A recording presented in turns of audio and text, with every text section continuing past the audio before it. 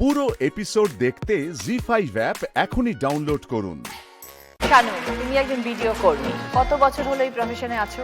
দিদি আমি 6.5 বছর চলছে এই প্রফেশনে রয়েছি। জলপাইগুড়ির মেয়ে, কিন্তু কাজ করেছো তাহলে কোন কোন জেলায়? আমার জলপাইগুড়িতে আমি বাড়ি, কিন্তু প্রথম থেকেই আমি দক্ষিণবঙ্গেই পোস্টিং পেয়েছি। প্রথম দিকে আমি দক্ষিণ 24 পরগনায় প্রবেশন পিরিয়ড ছিল, দেন আমি 3 বছর 2 মাস কাজ করেছি পূর্ব মেদিনীপুর জেলায়, তারপর পুরুলিয়া জেলাতে ছিলাম রঘুনাথপুর সাব ডিভিশনে, দেন আমি আবার এসছি ফলতা ব্লকে অ্যাজ আ বিডিও হিসেবে। কতদিন হলো এখানে? এখানে আমার 5 মাস চলছে দিদি। তো এখানে জনসংখ্যা কিরকম? আমাদের এখানে 2.5 লাখ জনসংখ্যা রয়েছে, 13টা গ্রাম পঞ্চায়েত রয়েছে। তোমার মূলত কাজটা কি কি দায়িত্ব থাকে? আমাদের বিডিও হিসেবে বিভিন্ন কাজ রয়েছে, যেমন বিভিন্ন বিপর্যয় মোকাবিলা। আমি যখন বিডিও হিসেবে ছিলাম, প্রথমে আমি কোভিডটা পেয়েছিলাম 2020 সাল। সেই সময় আমফানের মুখোমুখি আমরা হয়েছিলাম। মানুষকে বাঁচিয়ে আনা, আমাদের নদীর পাড়ে যে সমস্ত মানুষগুলো থাকে তাদেরকে নিরাপদ জায়গায় পৌঁছে দেওয়া, তাদেরকে খাবার দেওয়া, গবাদি পশু যেগুলো রয়েছে সেগুলোও আমাদের ঠিকঠাকভাবে যাতে থাকে সেগুলো আমাদের দেখাশোনা করা। এই কাজগুলো করতে করতে কিন্তু আমাদের নতুন করে কাজ শেখা। আমাদের ভিডিও হিসেবে যখনই কাজ করতে হয়, নতুন নতুন পরিস্থিতিই আমাদের সম্মুখীন হতে হয়। কিভাবে সেই সময় আমরা কাজ করব, সবাই মিলে আমাদের একটা টিম ওয়ার্ক হয়। ক্যাপ্টেন হিসেবে হয়তো আমাকে সামনে থাকতে হয়, কিন্তু ক্যাপ্টেনের সাথে যে সমস্ত কর্মীরা থাকে তাদেরও সমান অবদান থাকে। আমরা সকলে মিলে মানুষকে যাতে নিরাপদভাবে রাখতে পারি, এটাই আমরা সবসময় চেষ্টা করি। আমার প্রথম থেকেই দক্ষিণবঙ্গে কাজ, কিন্তু আমার মনটা পড়ে থাকে জলপাইগুড়ি জেলায়।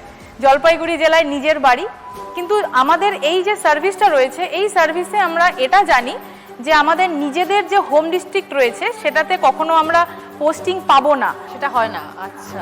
আমরা এটা জেনেই এই সার্ভিসে আসি যে আমাদের নিজের জেলা বাদ দিয়ে পার্শ্ববর্তী সমস্ত জেলায় আমাদেরকে অ্যাজ অ্যান অ্যাডমিনিস্ট্রেটর হিসেবে কাজ করতে হবে। জেলার বৈচিত্র্য, জেলার মানুষের সাথে মেলামেশা, নতুন নতুন জ্ঞান আমাদের কিন্তু আমরা অ্যাকোয়ার করতে পারি। প্রত্যেকটা যে কাজ বলছো প্রত্যেকটা তো ভীষণ চ্যালেঞ্জিং। হ্যাঁ, চ্যালেঞ্জ আমাদের ফেস করতে হয়। আমার মতন আরও অনেক ভিডিওরা রয়েছে ফিল্ড লেভেলে যারা আমরা কাজ করে থাকি।